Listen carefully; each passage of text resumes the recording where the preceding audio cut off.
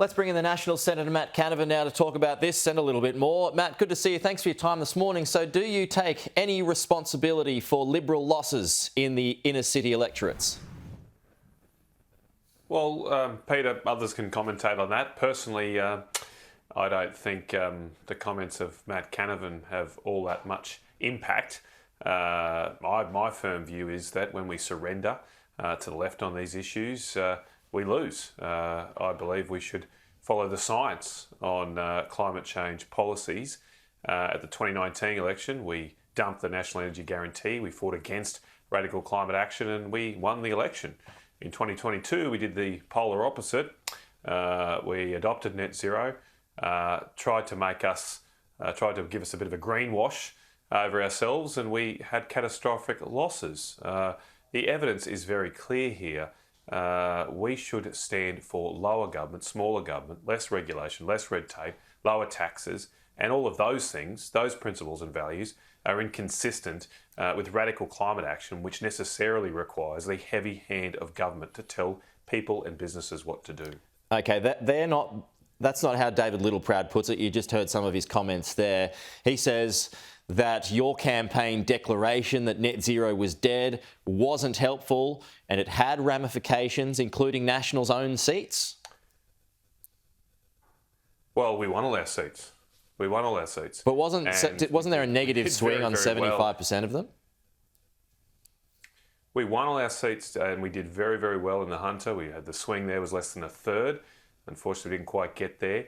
And in Lingiari, we're very close. I mean, look, in saying all that, Peter, I was very clear 6 months ago when this happened that I would continue the fight for common sense on energy policy, and I'm going to continue to do that because, yes, there are political ramifications of what we all do, but as I've said through the campaign, I'm much more focused as a Senator for Queensland on the practical and economic impacts of what we do.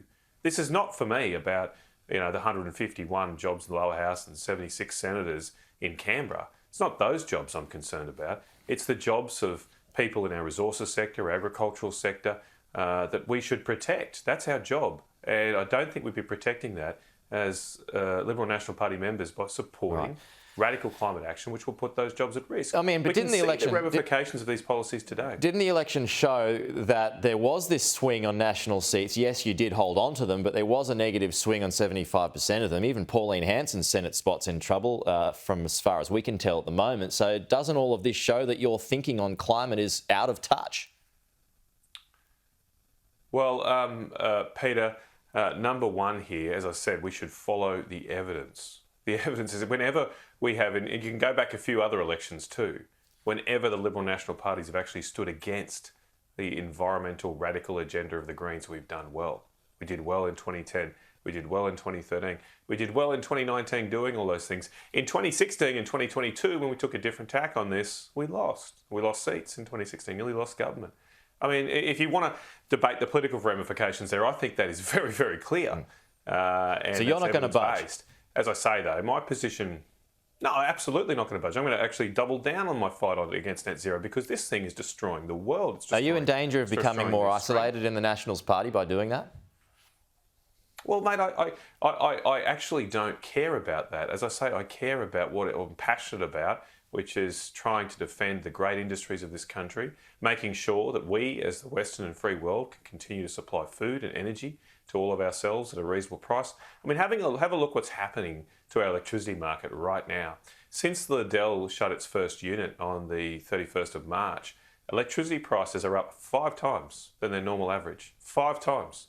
They consistently now are at $300 or $400 a megawatt hour, which is just an enormous, unbelievable level. This is clearly the consequences of our obsession to shut down coal-fired power. Unfortunately, we did little in the last term of our government to resist that.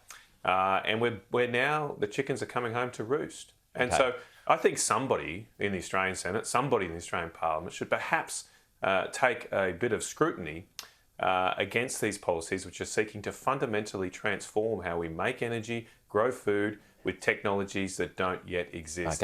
That is going to cause enormous pain for people. It is already, and I'm going to continue to fight against that madness. Okay, will the Nationals break away from the coalition?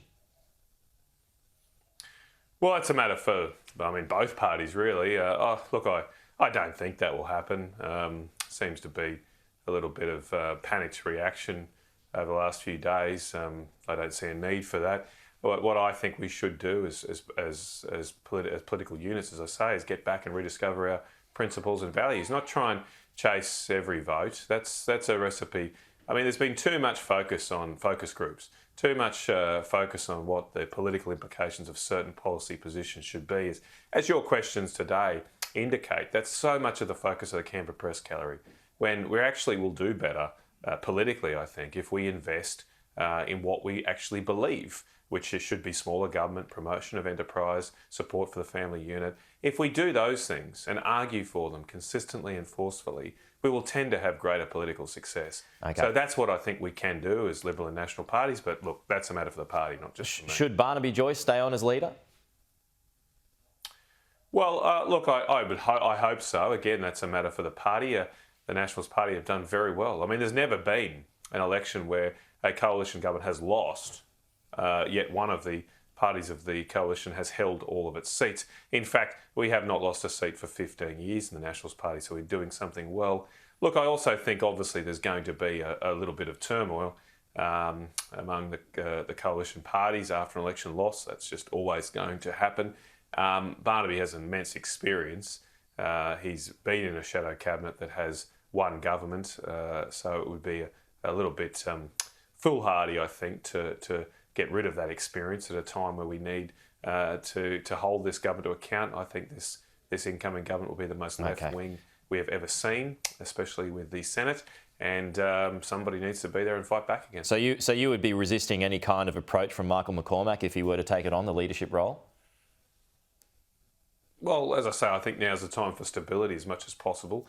And we had a very good election result, very good result. And I should say in regards to that, after the 2019 election, there was some conjecture that there perhaps should be a leadership change. And I forcefully defended Michael McCormack because he had been leader when we were victorious and held our seats. And therefore there was no need for change. And I think the same test applies here. This is our politics is a outcomes-based endeavour. You are judged on your outcomes, just like in sport and other high-profile endeavours. Barnaby did very well and deserves to continue to lead the party. Okay. Matt Canavan, appreciate your time. Thanks for joining us this morning. We'll talk to you again soon.